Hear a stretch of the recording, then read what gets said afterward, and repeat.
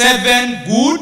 Daniel chapter 9, that's verse 26, that he would be cut off in the midst of the week. His ministry will end, will not be complete, because he would be cut off in the midst of the week. What is the median of 7? 3.5. So after 3.5 years, the ministry of Jesus will come to an end by Jesus. So 27, if you add 3.5 years, brings you to which year?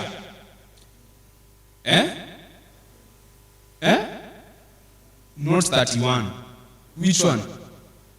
31 AD. You have to be specific. 31 AD.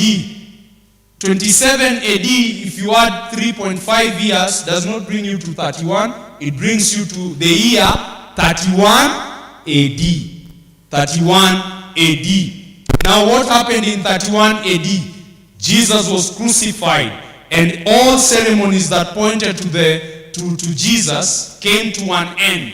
What symbolized that? The veil that was separating the most holy place from the holy place separated into two, and common men could now see the most holy place. So this happened in 31 AD. Jesus dying on the cross, symbolizing that the Jews have actually rejected the Messiah. Remember, they were given how many years to accept him? 490 years. How many weeks are those? 70 weeks. 70 weeks. 490 years were given to the Jews to finish transgression, to make an end to sin, to bring reconciliation, to do what again? To bring everlasting righteousness, and to accept the Messiah. How many things? 5 things. 5 things. 490 years. So they were given. But at AD 31, have the 490 years ended? No. Because the 490 years, if we count from 457 BC, should end at which year? 34 AD. 34 AD. So the ministry of Jesus was cut or split in 31 AD. But Jesus' ministry was not complete among the Jews. So what did Jesus do? He commissioned his disciples, and they took the mantle and spread the gospel in all Judea for how many years?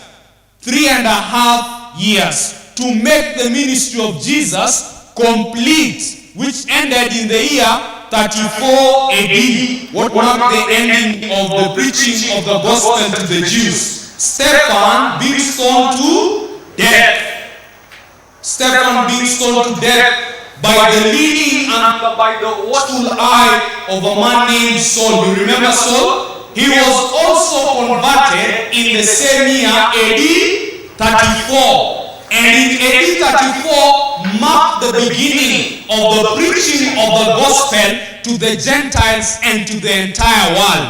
This is when the apostles now stopped preaching to the Jews and started preaching to the entire world, to the rest of the Gentiles. So in AD 34, the message no longer was preached to the Jews, but to who?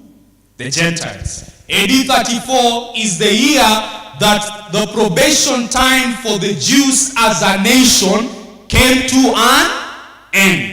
And we realize that God always gives time, and that time will always come to an end. That even though He is merciful, even though He is gracious, even though He is patient with us, there is a time that His cup overflows. Can we go to the next? Yes. So, having reached AD 34, we have 490 years. But the 490 years were determined. Then shall the sanctuary be. So we asked ourselves yesterday, what is the sanctuary? And we realized that the sanctuary, no, we realize that our pioneers missed the event, but they did not miss the time. You remember? Yes, but they missed the event. They thought that Jesus was coming to the earth in 1844. What made them think that Jesus was coming to the earth? That the earth was the sanctuary. Not just the earth, but a portion of it. Are we together? Yes. And that made them think that Jesus was coming back in the second advent in October 22nd, 1844. But did Jesus come? No, it was a great disappointment. It was a great disappointment. So they went back to study the books, and they realized that what they did not know was not actually the reckoning, but the event. And particularly, why they missed the point is because they did not know what the sanctuary is. And yesterday we asked the question, what is the sanctuary? What is the sanctuary? And we realize that God said in Exodus 25 verse 8, and let them make me a sanctuary that I may dwell among them. God dwells in a sanctuary, and his secrets are found in the sanctuary. His blueprints are in the sanctuary. His mind is in the sanctuary. His plan is in the sanctuary. You see the plan that says, I have a plan for you? That plan is in the sanctuary. Psalm number 77 verse 13. Which sanctuary? To mean that the sanctuary built on earth is just but a what? A copy of the original. John also agreed with Paul and Moses. And it's not just in heaven, but heaven itself is what? The sanctuary. But what did our pioneers get? That the sanctuary was earth. But the sanctuary is where? Heaven.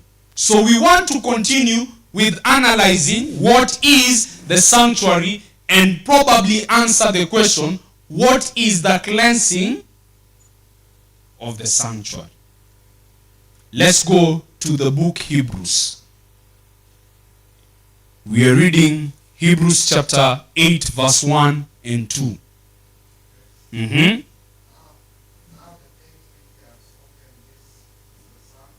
This is the sum of the things we have spoken.